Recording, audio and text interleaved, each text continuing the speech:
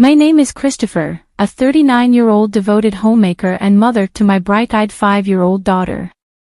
My husband, Daniel, is my steadfast companion in this journey of family life. Despite the bustling household, there's a quiet pang of estrangement from my own siblings. I find myself nestled between an older brother and a younger one, but the bonds between us have grown faint over the years. As a child, the rift was palpable. My brothers, inseparable in their adventures, left me behind because of my gender. Even now, they share a camaraderie that seems impervious to time. Despite the disparity in age, they remain close, even choosing to live together in adulthood. Since my marriage a decade ago, the distance from my family has widened, leaving me to wonder about my brothers' lives from afar. Loneliness, a familiar companion, prompted a decision to limit my own family size to 2 children, a resolution born from the ache of childhood exclusion. Yet fate had its own plans. Despite my advancing age, the arrival of our daughter brought warmth and joy that filled the void. Now, my world revolves around the cozy embrace of Daniel and our daughter, leaving little room for thoughts of my brothers. Even news of my older brother's impending engagement failed to stir more than a passing curiosity. Yet as the day of his introduction to Julia approached, the family home buzzed with excitement. My parents, long concerned about my brother's single status, busied themselves with preparations, while my younger brother bemoaned his own single status. Then, as my brother entered with Julia by his side, the air was electric with celebration, casting aside any lingering shadows of estrangement. I observed the scene with a detached air, as if it were unfolding in a distant land with no connection to my reality. "All the best to you, Steve and Julia," I managed to muster, though my words felt hollow even to my own ears. As I mechanically prepared the coffee, Julia ventured into the kitchen, offering her assistance. I declined politely, insisting she enjoy the gathering as our guest. Yet Julia's demeanor hinted at something more sinister, a smirk playing at the corners of her lips as she remarked on the passage of time. "Time is cruel, isn't it? You who were once so small are now the lady of the house," she taunted, leaving me at a loss for words. I could only nod in response, masking my discomfort. Returning to the living room, Julia left me to contemplate her cryptic words. Despite her apparent dislike, I resolved not to let her affect me. However, the unease lingered like a shadow, casting doubt on the future of my relationship with my brother and his new wife. A month later, my mother's invitation to the family reunion prompted a visit home. Joined by Daniel and our daughter, we entered my childhood home, greeted by familiar faces. As my family embraced Daniel and our daughter, I couldn't help but feel a sense of relief at the genuine warmth exchanged. As I busied myself with coffee refills in the kitchen, Julia once again appeared at my side. Her presence sent a shiver down my spine. But I maintained my composure. "Christopher," she began, her tongue laden with unspoken implications, "I don't want to see your face at our family gatherings. As a wife, you should be attending your husband's family events," Julia spat out, her words dripping with disdain. I felt a surge of indignation but held my ground. "Don't worry. I hardly have anything to do with this house. Even today, I was only called over by my mother." "Then please don't come over, even if my mother-in-law calls you," she retorted sharply. I couldn't fathom why Julia harbored such animosity towards me, but I couldn't summon the energy to care about the woman who assumed to be my brother's wife. They say the opposite of love is indifference, and that was exactly how I felt, indifferent. Throughout my life, I had been treated like an unwanted presence by my own brothers, leaving my heart weary. Meeting Daniel and starting a family brought a glimmer of happiness, but Julia seemed oblivious to my detached feelings. "If you hate me, please don't talk to me," I countered, meeting Julia's glare before she stormed back to the living room. Since my brother's marriage, my mother had been urging me to attend family gatherings more frequently in an attempt to mend fences. But after the incident with Julia, I made a conscious decision to stay away as long as she did not make my brother unhappy. Her treatment of me seemed inconsequential. My brother's late-in-life marriage had been a cause for celebration, and I didn't want to dampen his joy. We didn't interact often, and I convinced myself that enduring occasional meetings was tolerable. I confided in Daniel about my decision.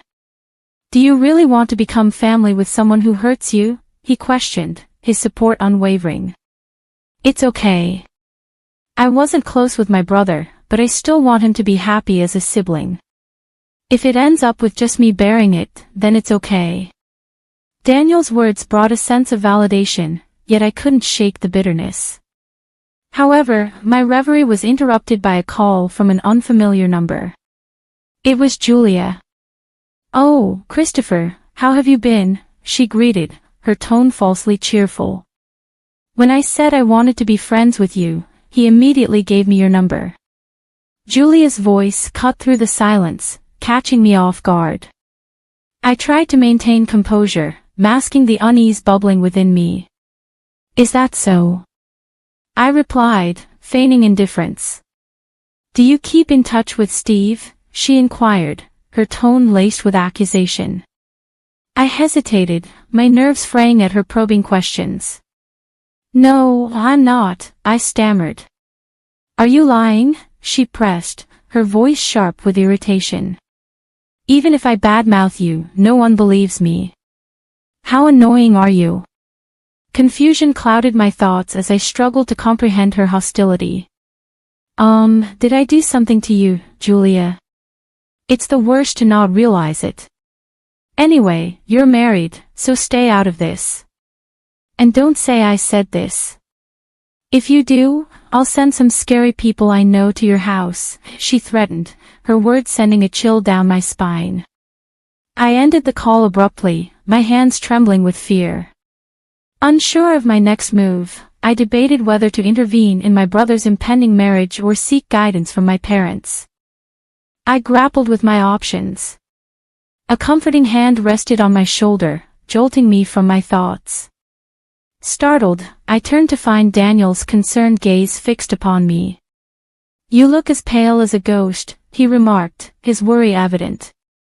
His words brought a stark realization of the fear coursing through me, chilling me to the bone. I recounted the unsettling conversation to Daniel, his anger mounting with each word. "What the hell is that for? Just block the number and let's report this to your parents or brother immediately. There's no way he can be happy marrying that person," Daniel insisted, his protective instincts flaring. I hesitated, torn between intervening and maintaining distance. But maybe she's a good person in front of my brother. I just need to stay out of it, I'm sure, I argued weakly. "Do you think that's the end of it? That woman threatened you, didn't she? She's not a decent person.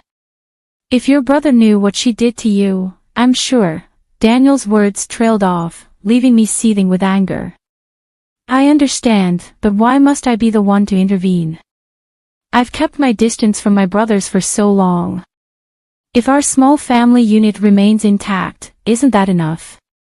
Is it not acceptable?" The calm facade I typically maintained shattered as memories of childhood exclusion flooded my mind. The pain of being sidelined by my brothers as if I were invisible ignited a long-buried anger. Yet, I knew Daniel wasn't the target for my frustration. Suddenly realizing this, I turned to him and offered an apology. "I'm sorry. You've done nothing wrong." In response, Daniel enveloped me in a tight embrace. "You've been holding back a lot, haven't you? I'm on your side, Christopher. You can vent your feelings to me, but I believe you should talk with your brothers." His words brought a sense of relief, and I resolved to address the lingering issues with my siblings. Despite feeling slightly more at ease, I knew I needed to confront the past. I decided to reach out to my brothers and arrange a private conversation among the three of us. However, the planned call never materialized. Instead, I received a distressing phone call from my mother. My brothers, while on a trip to Maryland, had been involved in a serious accident on their way back. I rushed to the hospital in a state of panic. Julia had sustained minor injuries, but my brothers were in critical condition. Upon my arrival, the surgery had concluded, and by some stroke of luck, my brothers had managed to pull through. They were promptly transferred to the ICU, granting me only a brief visitation window. Given the strained situation with Julia, I kept my distance, mindful of the tension lingering in the air. My mother, however, expressed concern for Julia's well-being, suggesting it must be difficult for her to return home alone. "Julia, you don't need to worry about anything at home. Why don't you stay with us for a while?" she proposed, her worry evident. But Julia, wearing a pained expression, declined with a curt, "No, thank you. I'll go home to my parents' house." In a gesture of goodwill, my mother offered to drive her home, yet Julia insisted she was fine and swiftly departed from the hospital. Despite my reservations, I couldn't help but feel a pang of sympathy for her. At least she was safe at her parents' home, away from the chaos of the hospital. In the following days, Julia never returned to the hospital, while my parents and I made frequent visits. Initially, my brothers were confined to their beds, writhing in pain, but gradually, signs of improvement emerged. Meanwhile, my brother's impending marriage to Julia remained in limbo, with the wedding arrangements pending and Julia unreachable. My mother took it upon herself to liaise with the venue, explaining the circumstances. Unable to broach the topic of reconciliation with my brothers or delve into the contents of Julia's ominous phone call, I continued my visits to the hospital. Though they were immobile, their gentle smiles upon seeing me brought a sense of solace. About 2 months into their hospitalization, I approached their room alone, only to overhear my mother and brothers engaged in conversation. "If something were to happen to me, I've made sure the insurance money would go to Christopher. If Catherine is happy, then I'm content," my older brother remarked, his words laced with sincerity. A pang of guilt washed over me as I listened, but their discussion shifted to Julia. "Truly, I feel bad for Julia, but perhaps it was for the best that we didn't invite Christopher. Julia seems uncomfortable around her. If that weren't the case, we would have invited the whole family," my younger brother chimed in, his words echoing in the corridor. I was dumbfounded by what I was hearing. They were always inseparable, always making me feel like an outsider. That kid, when she was small, she used to imitate me and got injured. I'm a man, after all, so I've done dangerous things, but I can't let Christopher get hurt again. Plus, our sister, she's so serious all the time. It's hard to depend on someone who tries so hard, my brother's voice tinged with concern. Mom chuckled in disbelief. "You thought that much about Christopher?" My heart swelled with unexpected emotion. Together, we pleaded with Daniel to take care of Christopher. Ah, those were the days. I remember the shock on Daniel's face. "It seems like he's taking good care of her, just like he promised," someone remarked amid the laughter and chatter. But I couldn't bring myself to join in. Tears streamed down my face, rendering me unable to lift my head. How could I have been so blind to the love surrounding me? At that moment, I made a decision. I retraced my steps and headed to Julia's parents' house. When I rang the doorbell and introduced myself, a disgruntled Julia appeared before me. "Could you please go visit my brother in the hospital? I heard you haven't visited him even once since the accident," I pleaded, bowing my head deeply. Julia flatly refused. "You think I'm going to marry a man in that state? I told you a lot of things, but it doesn't matter anymore. I plan to discuss breaking off our engagement once everything has settled down. I'm glad we didn't get married." My heart sank at her words. "Julia, didn't you get engaged to my brother because you love him? Don't be silly. I work in insurance sales and I approached him because I knew he had a high insurance policy. His salary seemed high too, but it was a misunderstanding. That man, he put you as the insurance beneficiary. Usually, You change the beneficiary to your spouse once you're engaged, Julia explained, her words landing like a heavy blow. After I convinced him of that, he said he'd change it to my name after we were officially married. I don't need a man with such injuries. So you were telling me to stay away from home so my brother and I wouldn't meet? I questioned, trying to make sense of her logic. Yes. If he cared that much for his sister, I thought it would be a nuisance. But I won't say those things anymore, so don't worry. The accident completely killed my love for him, and the fact that I got injured too is the worst. The accident is partly your brother's fault, so he should compensate me for the emotional damage, Julia declared, her tone tinged with disdain. Despite my rising fury, I took a deep breath to calm myself down. If you consult a lawyer, you'll find that your demands won't go through, I reasoned. You don't know that, Julia retorted defiantly. I do, but more importantly, about my smartphone. I began, but Julia cut me off dismissively. I don't care about your smartphone, she interrupted. I see. It's about her. To take notes, so my phone automatically records all phone calls, like the threats you made. What would happen if I reported it to the police, I wonder? I challenged, a hint of satisfaction in my voice. At my words, Julia's demeanor shifted from defiance to anger. Yo, what the hell are you thinking? Recording is wiretapping. What kind of crime is that? You're recording people's conversations without permission. That must be some crime, she exclaimed, her voice rising in agitation. Just then, Julia's mother arrived at the front door and joined the confrontation. How dare you record her conversation without permission? Hand over your phone now, she demanded, her tone fierce as Julia glared at me with disgust. I maintained a calm smile. I'm glad, too, that you wish to break off the engagement. I wouldn't want a person with such a bad character around my brother, I replied evenly. With those words, I departed Julia's family home, feeling as though fleeing from the situation immediately after, I made my way to the hospital room where my elder brother and younger brother were recuperating. Both of you, what I'm about to tell you might shock you, but I want you to know, so I won't hide it anymore, I prefaced, bracing myself for their reactions. I played the recording of the phone call I received from Julia, allowing them to hear her true intentions.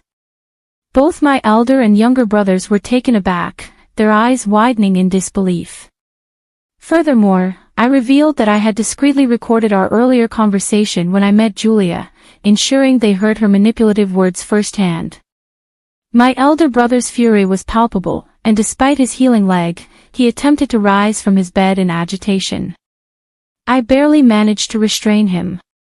Stop it. I didn't let you hear this because I wanted you to get angry. I just want you to give up on marrying Julia, I implored. Then my younger brother spoke up.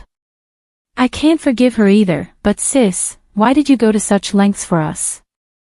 I confessed that I had overheard their conversation with our mother earlier, apologizing for eavesdropping. To my surprise, they shook their heads in unison, expressing remorse for their distant behavior in the past. That's what it was. We're sorry for being distant. We didn't know how to interact with you after that childhood incident, but the truth is both of us always cared about you, my elder brother admitted, his words easing the tension in the room. Relieved by their heartfelt apology, I couldn't help but smile. Thank you. I'm an adult now. I don't only need to be protected, I can protect you guys too. In the following days, my brothers made a full recovery and were discharged from the hospital. My elder brother announced the termination of his engagement with Julia, refusing her demands for compensation. He hired a lawyer, but naturally, no compensation was paid out. Meanwhile, my brothers shared Julia's misdeeds with their mutual friends, even providing recordings of her threats. Consequently, Julia found herself isolated and shunned by those around her. Since then, I've returned to my normal life, feeling a newfound peace in my heart. My bond with my brothers has strengthened, and we often spend time together, making up for lost time. 2 years later, both my brothers found their future spouses, and our relationships with their families remain amicable. As I reflect on the journey we've taken, I'm filled with hope for continued good relationships and a bright future ahead.